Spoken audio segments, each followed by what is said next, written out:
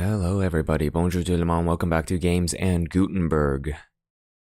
Three Men in a Boat by Jerome K. Jerome, Chapter 14.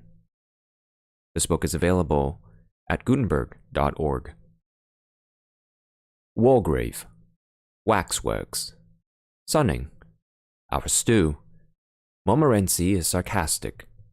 Fight between Montmorency and the tea kettle. George's banjo studies. Meet with discouragement. Difficulties in the way of the musical amateur. Learning to play the bagpipes. Harris feels sad after supper. George and I go for a walk. Return hungry and wet.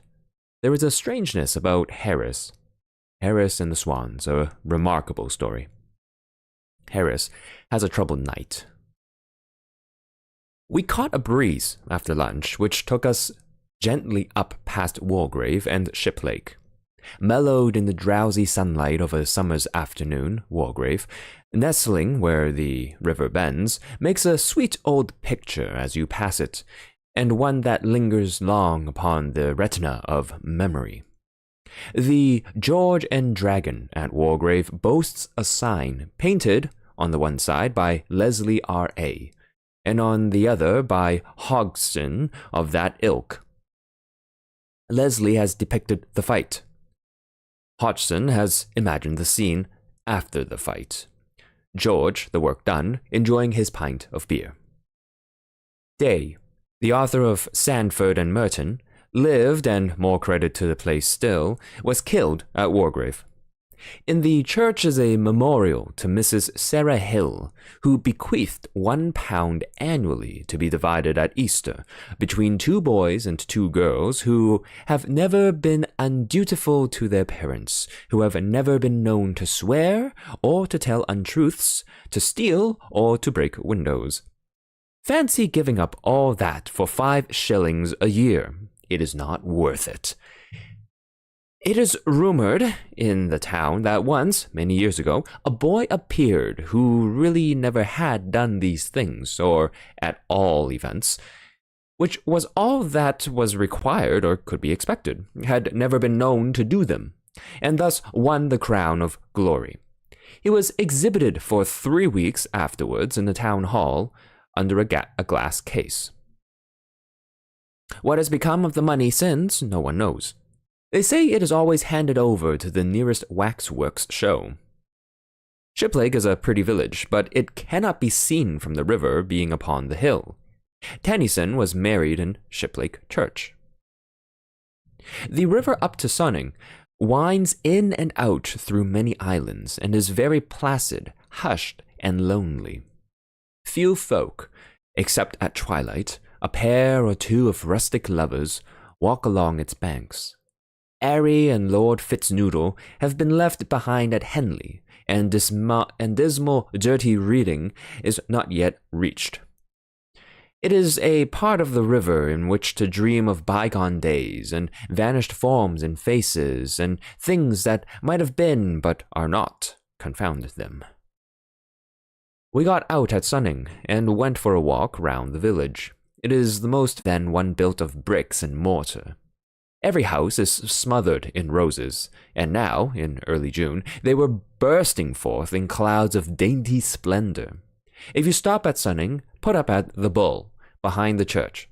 It is a veritable picture of an old country inn with green, square courtyard in front, where, on seats beneath the trees, the old men group of an evening to drink their ale and gossip over village politics, with low, quaint rooms and latticed windows, and awkward stairs and winding passages. We roamed about Sweet Sunning for an hour or so, and then, it being too late to push on past Reading, we decided to go back to one of the Ship Lake Islands and put up there for the night. It was still early when we got settled, and George said that as we had plenty of time, it would be a splendid opportunity to try a good slap-up supper. He said he would show us what could be done up the river in the way of cooking, and suggested that, with the vegetables and the rains of the cold beef and general odds and ends, we should make an Irish stew. It seemed a fascinating idea. George gathered wood and made a fire, and Harris and I started to peel the potatoes. I should never have thought that peeling potatoes was such an undertaking. The job turned out to be the biggest thing of its kind that I had ever been in. We began cheerfully, one might almost say skittishly, but our light-heartedness was gone by the time the first potato was finished. The more we peeled, the more peel there seemed to be left on. By the time we had got all the peel off and all the eyes out, there was no potato left, at least none worth speaking of. George came and had a look at it. It was about the size of a peanut. He said, "Oh, that won't do. You're wasting them. You must scrape them." So we scraped them, and that was harder work than peeling. They are such an extraordinary shape, potatoes, all bumps and warts and hollows. We worked steadily for 25 minutes and did 4 potatoes. Then we struck. We said we should require the rest of the evening for scraping ourselves. I never saw such a thing as potato scraping for making a fellow in a mess. It seemed difficult to believe that the potato scrapings in which Harris and I stood, half smothered, could have come off 4 potatoes. It shows you what can be done with economy and care. George said it was absurd to have only 4 potatoes in an Irish stew, so we washed half a dozen or so more, and put them in without peeling. We also put in a cabbage and about 4 a peck of peas. George stirred it all up, and then he said there seemed to be a lot of room to spare, so we overhauled both the hampers and picked out all the odds and ends of the remnants and added them to the stew. There were half a pork pie and a bit of cold boiled bacon left, and we put them in. Then George found half a tin of potted salmon, and he emptied that into the pot. He said that was the advantage of Irish stew. You got rid of such a lot of things. I fished out a couple of eggs that had got cracked and put those in. George said they would thicken the gravy. I forget the other ingredients, but I know nothing was wasted, and I remember that, towards the end, Montmorency, who had evinced great interest in the proceedings throughout, strolled away with an earnest and thoughtful air, reappearing a few minutes afterwards with a dead water rat in his mouth, which he evidently wished to present as his contribution to the dinner. Whether in a sarcastic spirit or with a genuine desire to assist, I cannot say. We had a discussion as to whether the rat should go in or not.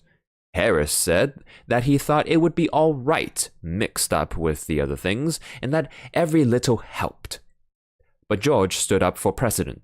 He said he had never heard of water rats in Irish stew, and he would rather be on the safe side and not try experiments. Harris said, "If you never try a new thing, how can you tell what it's like? It's men such as you that hamper the world's progress. Think of the man who first tried German sausage." It was a great success, that Irish stew. I don't think I ever enjoyed a meal more. There was something so fresh and piquant about it. One's palate gets so tired of the old hackneyed things. Here was a dish with a new flavor, with a taste like nothing else on earth. And it was nourishing, too. As George said, there was good stuff in it.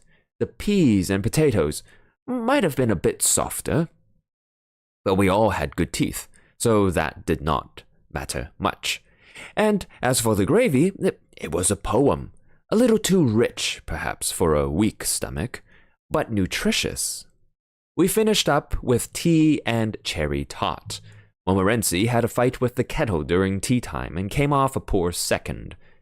Throughout the trip, he had manifested great curiosity concerning the kettle.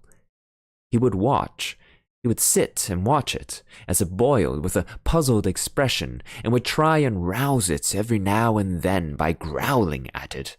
When it began to splutter and steam, he regarded it as a challenge and would want to fight it, Only, at that precise moment, someone would always dash up and bear off his prey before he could get at it. Today, he determined he would be beforehand. At the first sound of kettle made, he rose, growling, and advanced towards it in a threatening attitude. It was only a little kettle, but it was full of pluck, and it up and spit at him. "Ah, would ye?" growled Montmorency, showing his teeth. "I'll teach you to cheek a hard-working, respectable dog, ye miserable, long-nosed, dirty-looking scoundrel, ye! Come on!" And he rushed at that poor little kettle and seized it by the spout. Then, across the evening stillness, broke a blood-curdling yelp, and Montmorency left the boat and did a constitutional 3 times round the island at the rate of 35 miles an hour, stopping every now and then to bury his nose in a bit of cool mud. From that day, Montmorency regarded the kettle with a mixture of awe, suspicion, and hate. Whenever he saw it, he would growl and back at a rapid rate, and his tail shut down. And the moment it was put upon the stove, he would promptly climb out of the boat and sit on the bank till the whole tea business was over. George got out his banjo after supper and wanted to play it, but Harris objected. He said he had got a headache, and he did not feel strong enough to stand it. George thought the music might do him good, said music often soothed the nerves and took away a headache, and he twanged 2 or 3 notes just to show Harris what it was like. Harris said he would rather have the headache. George has never learned to play the banjo to this day. He has had too much all-round discouragement to meet. He tried on 2 or 3 evenings while we were up the river to get a little practice, but it was never a success. Harris's language used to be enough to unnerve any man. Added to which, Montmorency would sit and howl steadily right through the performance. It was not giving the man a fair chance. "What's he want to howl like that for when I'm playing?" George would exclaim indignantly while taking aim at him with a boot. "What do you want to play like that for when he's howling?" Harris would retort, catching the boot. "You let him alone. He can't help howling. He's got a musical ear, and your playing makes him howl."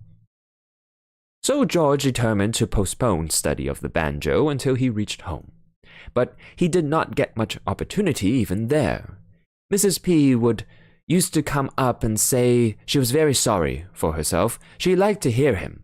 But the lady upstairs was in a very delicate state, and the doctor was afraid it might injure the child.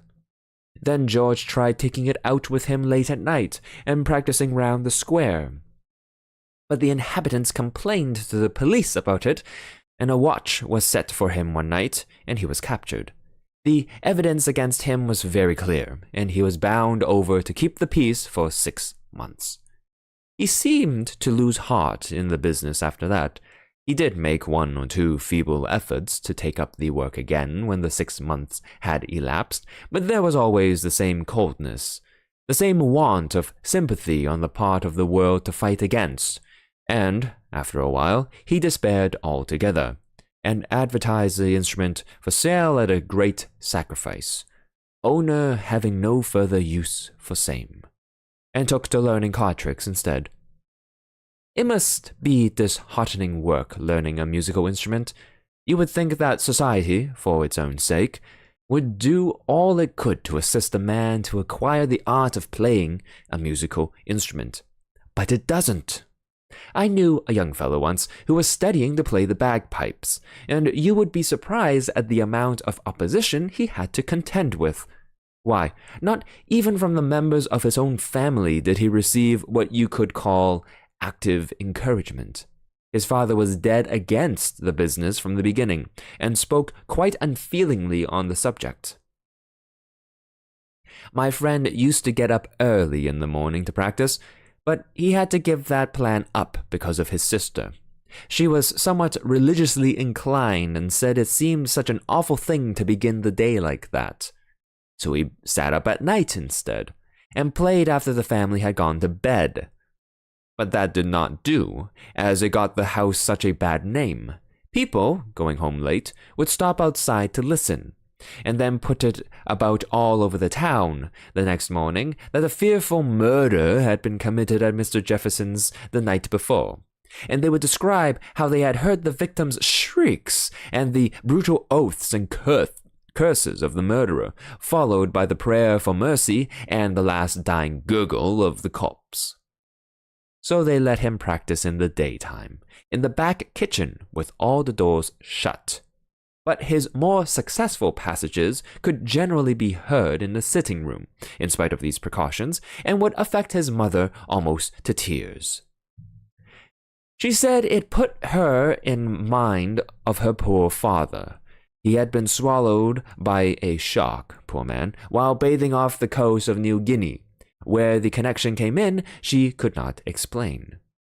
Then they knocked up a little place for him at the bottom of the garden, about quarter of a mile from the house, and made him take the machine down there, when he wanted to work it. And sometimes a visitor would come to the house who knew nothing of the matter, and they would forget to tell him all about it, and caution him. And he would go out for a stroll round the garden and suddenly get within earshot of those bagpipes without being prepared for it or knowing what it was. If he were a man of strong mind, it only gave him fits. But a person of mere average intellect, it usually sent mad. There is, it must be confessed, something very sad about the early efforts of an amateur in bagpipes. I have felt that myself when listening to my young friend. They appear to be a trying instrument to perform upon. You have to get enough breath for the whole tune before you start. At least so I gathered from watching Jefferson. He would begin magnificently with a wild, full, come-to-the-battle sort of a note that quite roused you. But he would get more and more piano as he went on, and the last verse generally collapsed in the middle with a splutter and a hiss. You want to be in good health to play the bagpipes. Young Jefferson only learned to play one tune on those bagpipes, but I never heard any complaints about the insufficiency of his repertoire. None whatever. This tune was "The Campbells Are Coming, Hooray, Hooray," so he said, though his father always held that it was the Bluebells of Scotland. Nobody seemed quite sure what it was exactly, but they all agreed that it sounded Scotch. Strangers were allowed 3 guesses, and most of them guessed a different tune each time. Harris was disagreeable after supper. I think it must have been the stew that had upset him. He is not used to high living. So George and I left him in the boat and settled to go for a mouch around Henley. He said he should have a glass of whiskey and a pipe and fix things up for the night. We were to shout when we returned, and he would row over from the island and fetch us. "Don't go to sleep, old man," we said as we started. "Not much fear of when while the stew's on," he grunted as he pulled back to the island. Henley was getting ready for the regatta and was full of bustle. We met a goodish number of men we knew about the town, and in their pleasant company the time slipped by somewhat quickly, so that it was nearly 11 o'clock before we set off on our 4-mile walk home, as we had learned to call our little craft by this time. It was a dismal night, coldish, with a thin rain falling, and as we trudged through the dark, silent fields, talking low to each other and wondering if we were going right or not, we thought of the cozy boat, with the bright light streaming through the tight-drawn canvas, of Harris and Montmorency and the whiskey, and wished that we were there. We conjured up the picture of ourselves inside, tired and a little hungry, of the gloomy river and the shapeless trees, and, like a giant glowworm underneath them, our dear old boat, so snug and warm and cheerful. We could see ourselves at supper there, pecking away at cold meat and passing each other chunks of bread. We could hear the cheery clatter of our knives, the laughing voices, filling all the space, and overflowing through the opening out into the night. And we hurried on to realize the vision. We struck the towpath at length, and that made us happy, because prior to this, we had not been sure whether we were walking towards the river or away from it. And when you are tired and want to go to bed, uncertainties like that worry you.